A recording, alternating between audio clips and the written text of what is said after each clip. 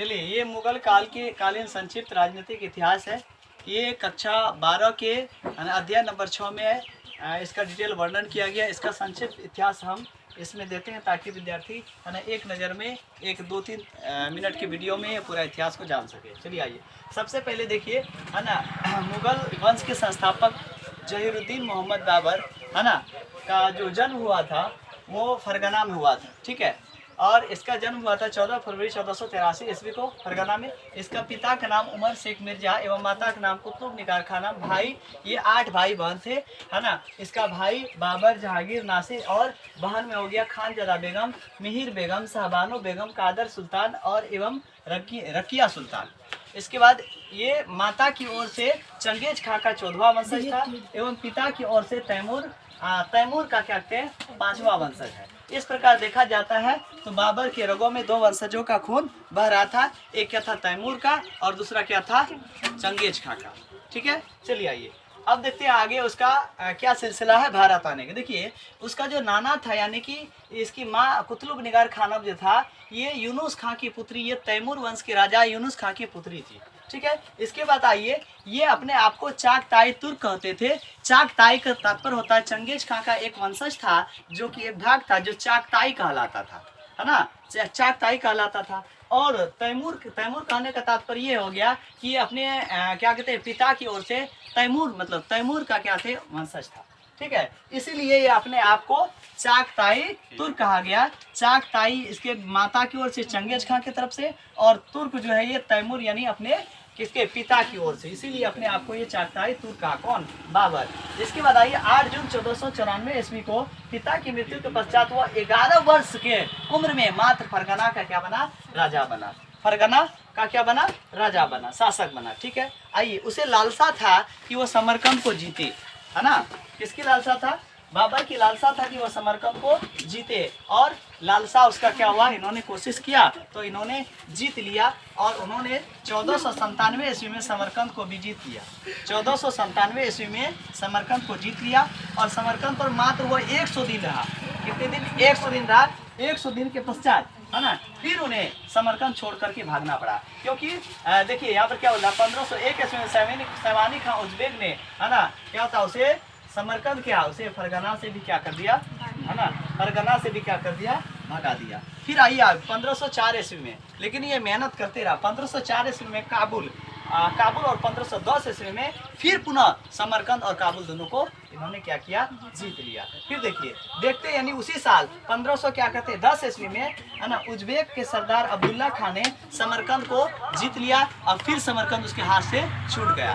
पहले बार जीता था 100 दिन रहा। इसके बाद दूसरी बार जिस साल जीता उसी साल वो क्या हुआ वापस उसे अब्दुल्ला खान ने उसे वहां से परास्त करवा दिया, ठीक है। फिर क्या आइए बाबर अब इस समय क्या हो गया 1510 के बाद बेघर हो गया। बेघर नहीं है ना, बेघर का मतलब ना कहते ना घोड़ा घाट का ना बाट का, तो बाबर जो हो गया ना मतलब ना क्या बोलते धोबी कुत्ता ना घर का और ना घाट का, ठीक है। तो बाबर जो है बेघर हो गया, ठीक है। आइए अब बात रहा कि उसे कोई ऐसा जगह मिले जहाँ पर वह है ना जा करके अपने साम्राज्य को स्थापित करे। तो उस समय वो चले तो अब ये दर दर की ठोकर खा रहा था। तो इस समय क्या होता भारत आने का है ना दावत यानी कि निमंत्रण इसे भारत का ही व्यक्ति है ना दिया, है ना। इसीलिए कहा हुआ तुम्हें जब क्या हुआ घर टूटा है पड़ोसी आकर के लूटा, है ना। जब घर टूटा है पड़ोसी आकर लूटा है। और जब भी अपने घर में कोई कांड हुआ है तो अपने घर वालों के ही हाथ होता है कहीं कहीं। यही कारण है कि भारत है ना भारत आने का दावत उसे कौन दिया था? दौलत खान लोधी एवं क्या बोलते हैं आलम खान लोधी दिया था। ये दौलत खान लोधी ये आलम खान लोधी जो था ये कौन था? एक पंजाब का सूबेदार था और दूसरा जो था इब्राहिम लोधी का ही क्या था भतीजा था। दूसरा कौन था? इब्राहिम लोधी का ही भतीजा था जो कि दिल्ली सल्तनत के शासक अंतिम शासक लोधी वंश है ना कि राजा इब्राहिम लोधी है ना के भतीजा था। कौन? दौलत खान लोधी और आलम खान लोधी। ये दोनों बोला कि आइए बाबर जी आप हमें क्या कहते सैनिक सहायता दीजिए, हम किसको हम अपने चाचा जान को क्या करेंगे भगाएंगे परास्त करेंगे। और ये नतीजा क्या हो गया? उल्टा हो गया, है ना। वो तो आया आकर के ये इसको इब्राहिम लोधी को परास्त कर दिया, बट ये दौलत खान लोधी और क्या हुआ, आलम खान लोधी को कुछ नहीं दिया, इसे भी क्या दिया, वहां से भगा दिया। तो आइए, ये 21 अप्रैल है ना 1526 ईस्वी पानीपत के मैदान, जो कि हरियाणा में है, और ये पानीपत का प्रथम युद्ध है। पानीपत के मैदान में इब्राहिम लोधी को क्या कर दिया, परास्त कर दिया। कौन परास्त किया, बाबर।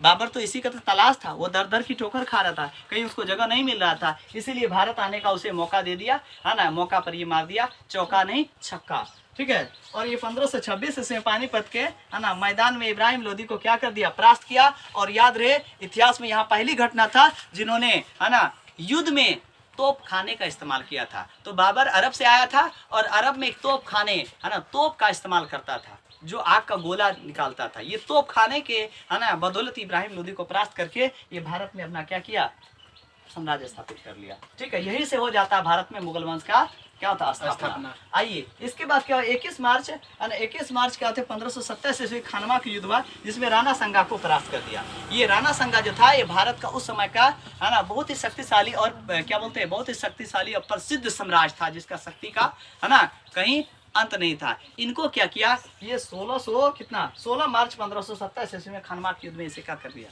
परास्त कर दिया, ठीक है। चलिए, हर्षी कर दीजिए, मेरा गलती हो सकता है क्योंकि मेरा हिंदी कमजोर है। आइए आगे चलते हैं। 1528 ईस्वी में चंदेरी का युद्ध है ना, 1528 ईस्वी में बाबर ने चंदेरी का युद्ध किया था, जिसमें मेदिनी राय को हराया था।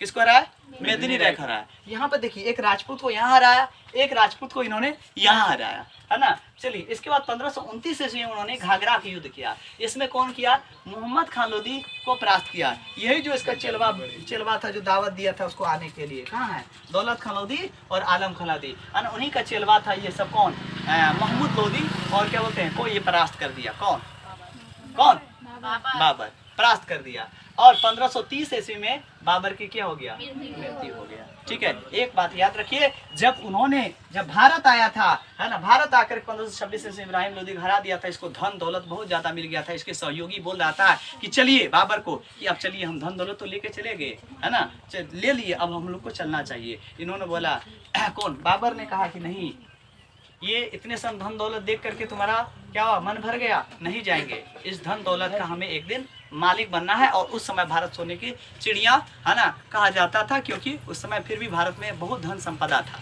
है ना। इसीलिए उन्होंने अपने साथियों का बात न मान करके यहाँ पर लगातार धड़ल्ले 3 युद्ध किया। एक 26, 27, 28, 29, 4 युद्ध।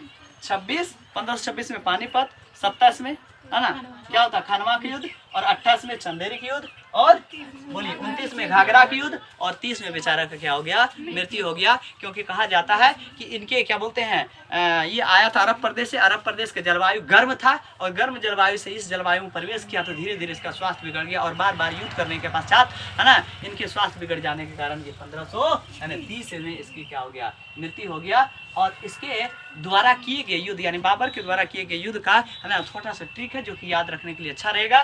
देख लीजिए, पानी पिया, खाना खाया, चांद देखा, घर गया, मर गया। अर्थात पानी पिया करता होता पानीपत का प्रथम युद्ध, है ना 1526 में। इसके बाद खानवा की युद्ध, है ना क्या होता, खाना खाया मैंने खानवा की युद्ध 1527 में। चंदेरी के क्या था, चांद देखा चंदेरी की युद्ध 1528 में। और क्या बोलते हैं, घर गया मैंने कि घाघरा की युद्ध 1529 में। और मर गया अर्थात 1530 ईस्वी में मर गया। ये कंटिन्यू, ये क्या, ये हो गया 26, ये हो गया आपको 27, ये हो गया आपको 28, ये हो गया आपको 29, ये हो गया 30, ये 1500 की लड़ी में है। तो इस प्रकार क्या होते हैं, बाबर के जो है ना संक्षिप्त इतिहास यहाँ खत्म हो जाता है।